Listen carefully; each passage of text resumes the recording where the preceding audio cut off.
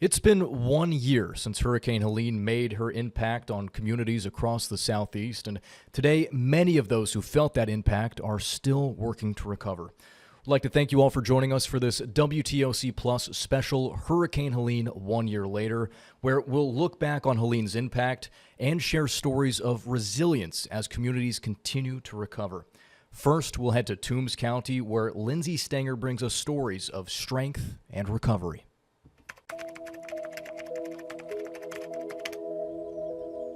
Clear skies and a history of storms gave the people of Vidalia a false sense of security on the day before Helene hit. I think my quote was, we probably lose power a few days. And this was not something unexpected or new, and we'd been through storms before. But nothing could have prepared them for what was to come. Stay away from windows and doors. You have about 14 minutes or so to get to your safe shelter. This is going to move just up pretty much Coffee Bluff Road. Windsor Forest needs to be in their safe space. Proving to be a dangerous storm. One of the counties that we haven't heard from yet is Toombs County. It's a day many Middle Georgians will never forget and never wish to relive. I could hear the trees going. And what was unsettling was not being able to determine, are they falling toward me, away from me? I did worry about that tree, and it turned out to do exactly what I feared that it would do. I don't think any of us could have ever imagined a direct impact from a storm like Helene. No home here was untouched. Virtually every inch of Toombs County saw destruction. Vidalia Mayor Doug Roper recalls his first glimpse of damage when the sun rose on his sweet onion town. Certainly we were dealt a blow that I don't even know if any amount of preparation could have prepared us fully for what we woke up to that next morning. Winds ripped through the county overnight and left a path of heartbreak in its trail. Homes like this one, where Eric and Kellen live with their 3 boys, were left battered, broken, or crushed. I could see the pine limbs were through the roof into the living room floor.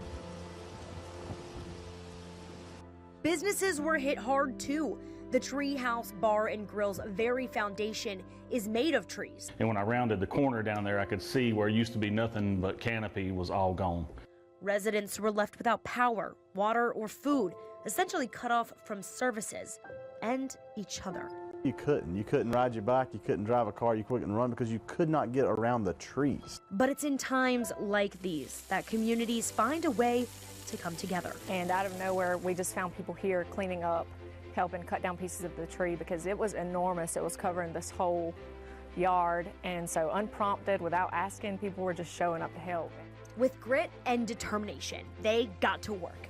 In one of the greatest comeback stories this town has ever seen. No, once we had made the commitment to rebuild and move back, there was really nothing that would have stopped us from making it happen. Layer by layer, Vidalia is slowly getting back to normal, maybe even a little better than before. We're almost a year away, and I don't see any weakness that it caused, a lot of strength. Cleanup has been exhausting, and since the hurricane, 3 million cubic yards of debris have been removed from the county, and there's still signs of struggle. Storm changed components of our community that are going to take 15, 20, 25 years to come back. Yes, Hurricane Helene has certainly left her mark, but the people impacted most have proven to be an even greater force. Days we never want to live through again, but it's days you can look back and say you're really proud of how your community responded. In Vidalia, Lindsay Stanger, WTOC News. And staying in the western counties, an area hit hard by Helene's winds, Lindsay Stanger shows us the areas not yet cleared and the response from local food banks. You can see where the wind was coming this way. It's just there was a lot of trees blown from this branch out in this field. The ride through the woods of Toombs County looks a lot different now. Stumps where tall white oaks used to tower. I actually got to work Friday morning once I cut my way out of one of my driveways. So we're almost a year later and we're still cleaning up. Chris Ray, the maintenance supervisor for this property, recalls the days and months following the grueling cleanup of acres and acres of rural Georgia. I told my girls, I said, girls, we blessed. We ain't got a tree in the bed with us or a tree on our car. A blessing that not everyone in the county could say. We couldn't even get out of our driveways. We couldn't get out of our streets. Couldn't hardly help your neighbors for trying to help yourself get out of your own yard. Jennifer Mills runs Bread of Heaven Food Drive, a drive that ultimately ended up serving over 180,000 meals throughout the months to follow. For like 7 weeks, we had food drives every week. We were overwhelmed, but it just seems like everybody just came together and we were able to feed our communities. For 7 weeks, Bread of Heaven went into Toombs and neighboring counties that were hit especially hard here in Georgia. With that, they found who they could and helped how they could. God just sent the food and he sent the volunteers and we did what we had to do. Almost 365 days later, Stephen says there are fewer people in need of help than in the immediate aftermath of Helene, but still more than before the storm.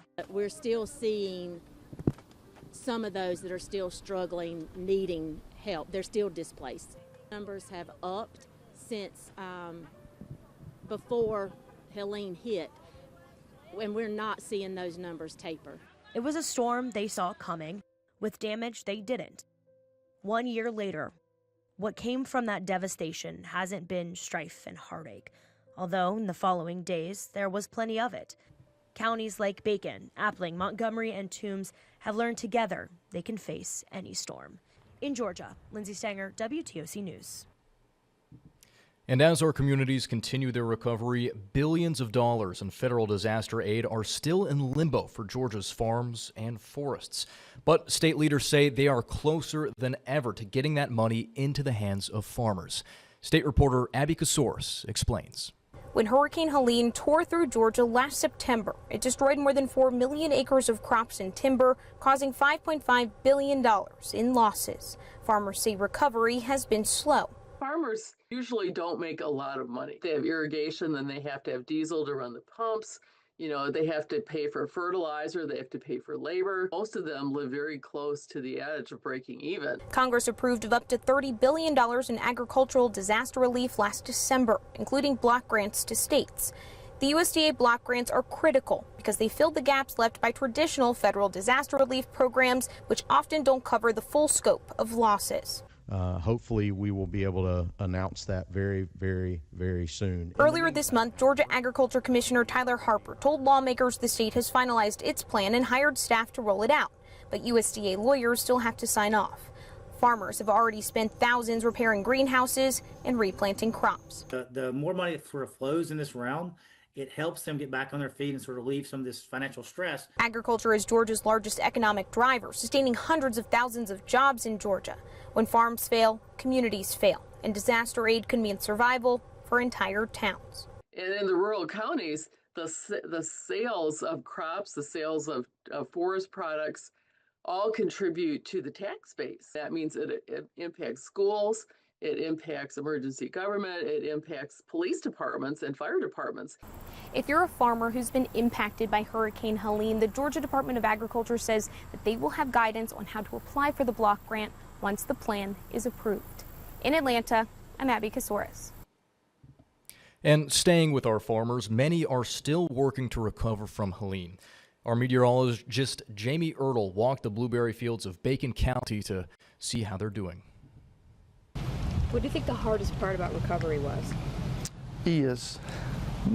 I think that's the hardest part we're still recovering. Crews have long since removed trees that Helene brought crashing down, but Bacon County Emergency Manager Danny Turner still has a lot to do off the streets of Alma. We literally, city and county, had virtually every road blocked. The, at times, almost deafening sound of the wind volume. Over 600,000 people in Georgia alone are without power. I never thought that wind could sound as loud as what the wind sound. This is the debris field covering all of the county, 1.1 million cubic yards. Turner attributed the county's fast cleanup to the burning of their debris. We knew that just our neighboring county had a huge chip mill, but we also knew that they had a lot of debris that would overwhelm their mill just from that one county. So we chose to do the burning. We were finished with our project, and they were just getting started with the chipping and grinding. From stacks of debris to stacks of paperwork regarding road repairs and debris removal, he is still crossing T's and dotting I's to get FEMA money. From people to plants, recovery quickly turned to the fields in Bacon County, seeing as blueberries are a very important crop here.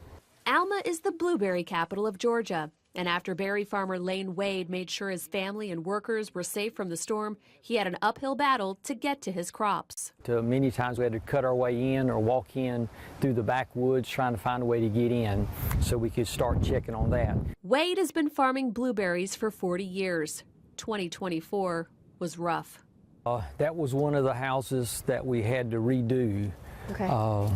Because it had fallen in. Okay. And that was a house we actually had about 80,000 young plants in it, and we lost all of those. Oh, 80,000. 80,000. But there was no time to be sad about the loss. Wade had to move quickly to get irrigation to the surviving crop without the help of electricity. Most of my nursery runs off a big well.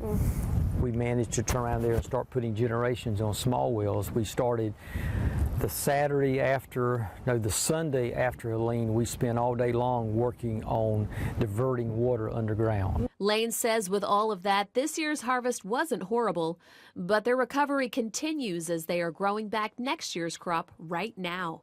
We're starting to address the fields that we're having to replant a heavier percentage of because of the storm. In Alma, we're not sure what the full effect of Helene really is. It's still ongoing some. The worst is over, but it's still ongoing. Jamie Ertl, WTOC. Weeks with no power, a whole year of debris removal, and a GBI investigation was the reality for Bullock County residents after Hurricane Helene. WTOC's Olivia Wright has been following the county's recovery process since the beginning, and now, 1 year later, leaders are speaking on how the hurricane changed the county. 1 year ago this week, people woke up to a new reality. This is what they had to say. I felt hopeless, helpless. Unbelievable. Trees are all down around the houses, but most of the houses are spared, and I'm just thankful we didn't have more loss of life than we did. In Bullock County, some neighbors described it looking like the end of the world. There's no record of anything this intense in Bullock County. For most, they would have to learn to live with no power and water for several weeks. The emergency management director, Corey Kemp, had just started the job a few months prior. Reflecting on his leadership during Helene, he says there was so much the county was not prepared for. People did not feel safe in their homes, so it was part of our job to get them out of their homes to a safe location. But after the storm, it was getting food, water, and ice here. People had no power for up to 2 weeks. It was trying to get the essential needs that people needed outside of just knowing that they're safe. In this community, known for its agriculture, farmers in the area were facing their livelihoods being at stake with their farms torn apart. It's my whole life's work, his whole life's work that even my grandfather and great-grandfather had planted trees on our place. They've all been, affected by this storm. However, after following Bullock County's Helene cleanup process, it's clear that the county's biggest issue to date is debris.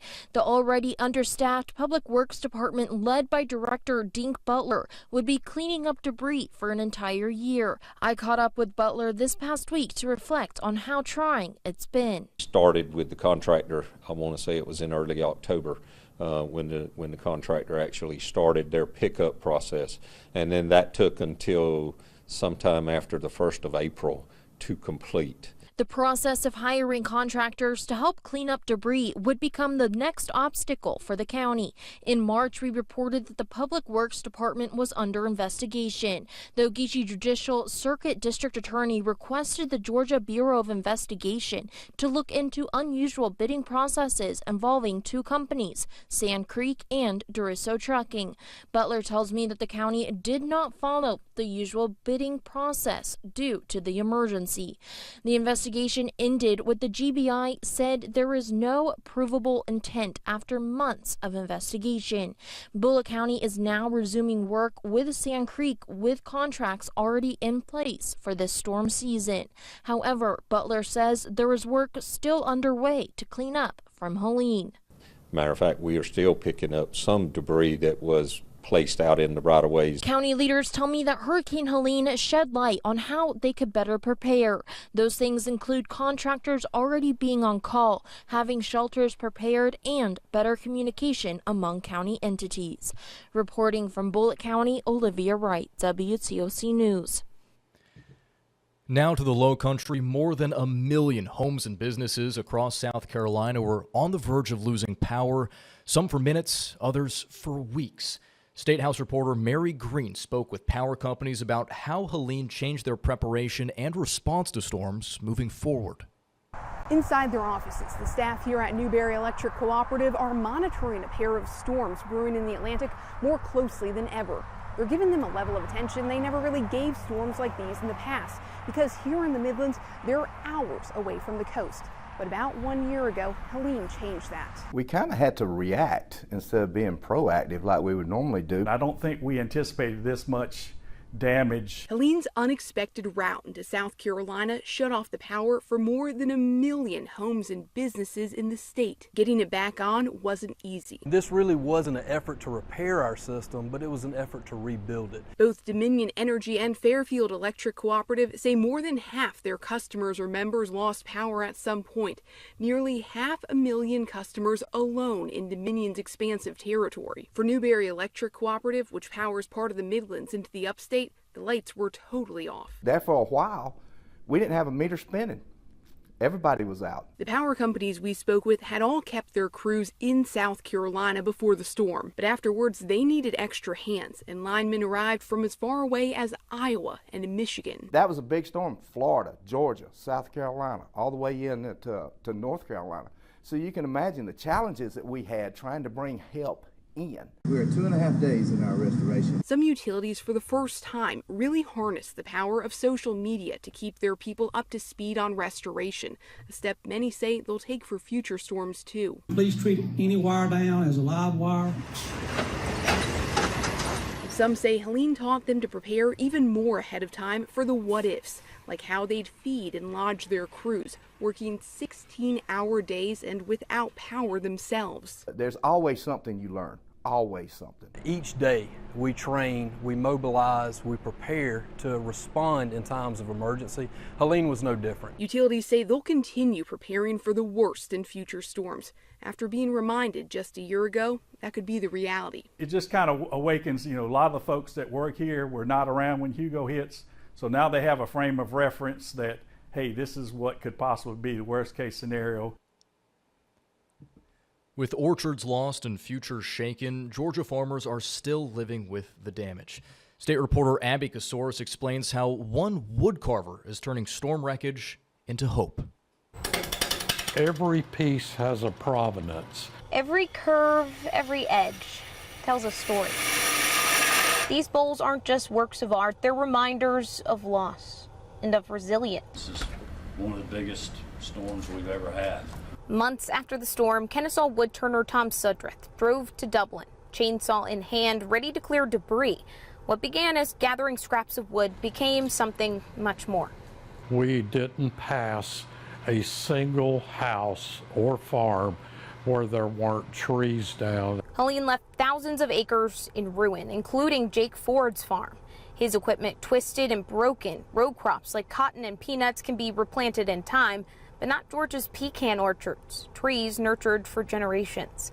Once they're gone, they can't simply be replaced. So it's going to take years. Just want a level playing field. We ask for your patience as we get through this, and we will grow back. To honor that loss, Tom and his wife Cheryl created the Helene series. At every show, the bowls sit at the front of their display, a reminder of the storm's toll. That's the first thing they see. Easy to forget, The news cycle moves so quickly. But for farmers, the struggle hasn't ended. The Weathered But Strong Fund has already distributed more than $1.7 million to help with recovery. Donations now support not just rebuilding, but mental health too. It's important that the story of Helene not get lost. A portion of each sale goes back to that fund. Born from fallen trees, these bowls hold the weight of loss and hope. Proof that when storms take, people give. You know, neighbors helping neighbors. That's what it's about. If you'd like to see more of Tom's work or learn how you could support Georgia farmers, head to our website. We have important links for you there. In Atlanta, I'm Abby Casores. Helene's destruction left scars in our communities that last to this day. WTOC photojournalist Jared Hall tells the story through the eyes of our crews who are out in the storm.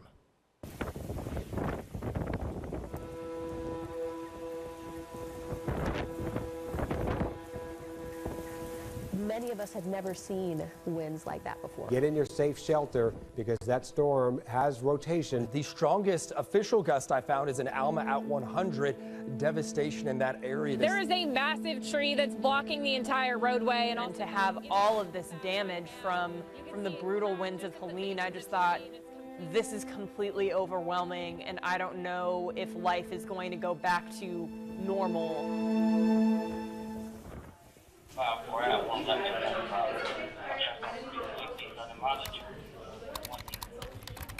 There are moments in this job that are harder than others. Helene was one of those. It's always so shocking when it does happen. Even when you're prepared for it and it passes and you're like, oh, wow, a storm did that. That morning, I don't think I'll ever forget being on the phone with Charles Wasden, who's one of our emergency managers. He let us know in the commercial break, hey, we're hearing that someone died. Charles, what can you tell us about, unfortunately, what's going on right now in your county? Well, we've had a lot of extensive damage overnight. Most of our county has just been ravaged.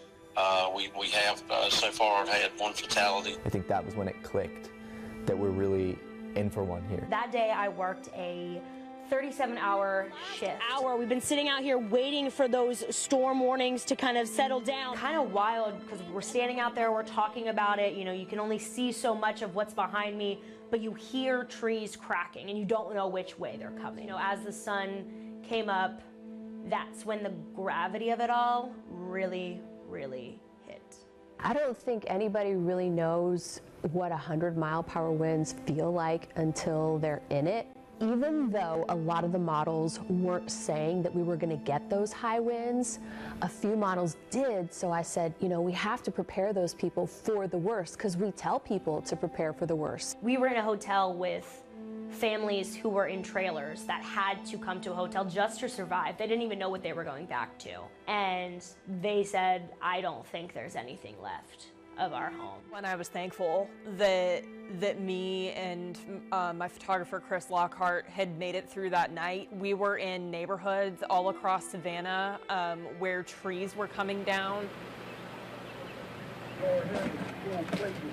So I remember going out to supply drives. We're giving away hundreds, if not thousands of pounds of ice, free meals. I met a guy out there and he was giving ice to folks driving up. And I said, well, don't you need ice? He's like, I do, I got mine, and I thought I'd come down here and help out. It did reinstill a sense into me that people are good.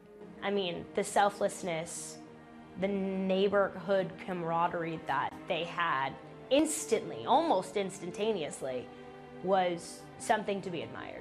Helene will definitely be just one of those things that you remember forever. Sometimes we get desensitized to tragedy, being surrounded by it all the time. It was a hard storm. It was. It did not go completely the way the track had said, and so it was tough. It definitely opened my eyes to the impact that we can have, especially in disaster times.